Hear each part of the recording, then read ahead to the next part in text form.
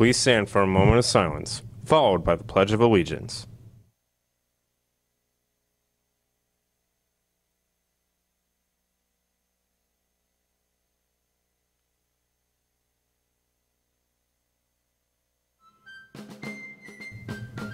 I pledge allegiance to the flag of the United States of America and to the republic for which it stands, one nation, under God, indivisible, with liberty and justice for all.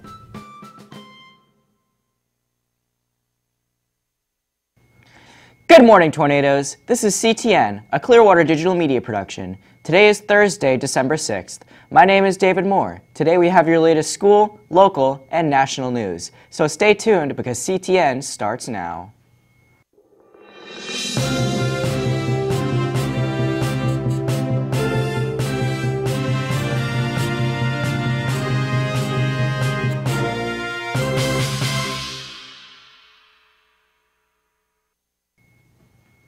In your headline news, a Tennessee inmate was scheduled to become the second person to die in the state's electric chair Thursday evening, nearly 2 decades after Tennessee adopted lethal injection as its preferred method of execution.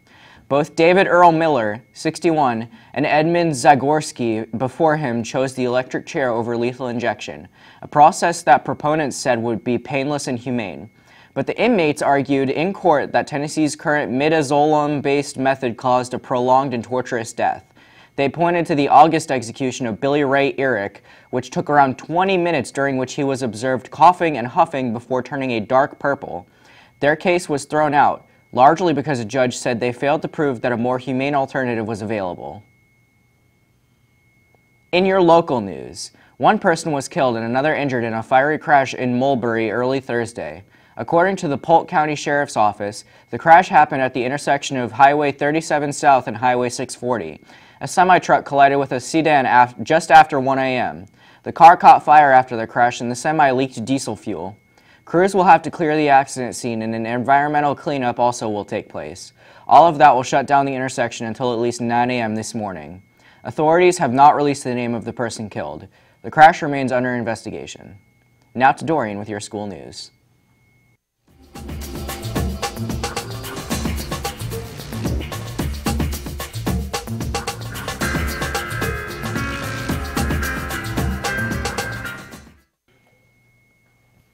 In your school news, Christmas candygrams will be sold during both lunches in the cafeteria. Small bags are $1 and large bags are $5. They will be sold until December 12th. The Clearwater Wood Shop still has some holiday gifts for sale. We have a large variety of cutting boards and small variety of small jewelry boxes available. More information will be on the Clearlight. Any senior who has not paid their senior fees should do so by December 19th. Senior fees are $85 now but will increase to $100 on January 8th. The winter sports team's pictures for boys and girls basketball, soccer, and wrestling will be taken on Tuesday, December 11th. The Grease performance will be December 6th through 8th at 7 p.m. Tickets for students are $10. Adult tickets are $15. Come out and support the Pinellas County High School lacrosse just by eating your favorite chicken sandwiches.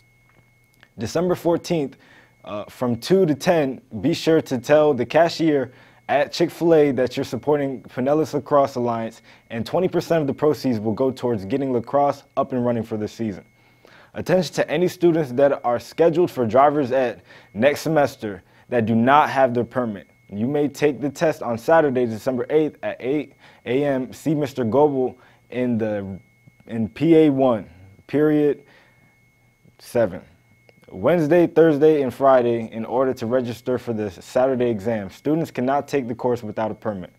And now to Ian with your Sports Corner.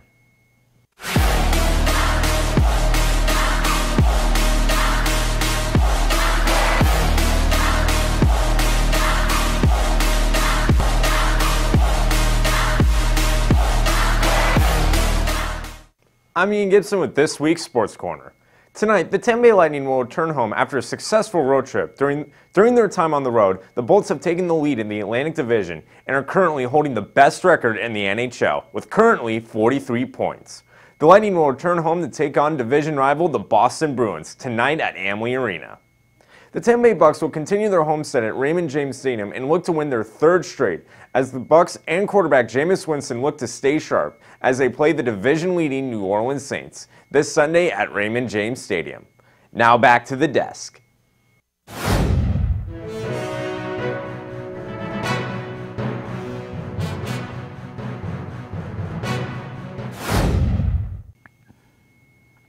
And finally, before we go, in your exceptionally strange news, it took just days for the brightly colored mandarin duck that appeared suddenly in a Central Park pond to turn both New Yorkers and visitors into a new gaggle, the quackerazzi.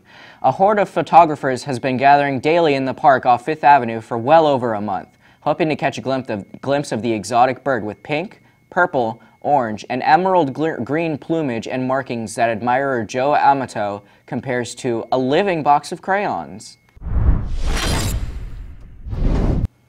If any students or teachers would like to have an announcement in our show, please email Mr. Gordon at gordonw@pcsb.org. If you are a student, please have your club sponsor or coach send the email. Like us on Facebook at Clearwater Digital Media Productions for a look back at some of this year's broadcasts. Check out the CDMP Clearlight, running all day for new announcements. Thank you for watching CTN. Have a great tornado day.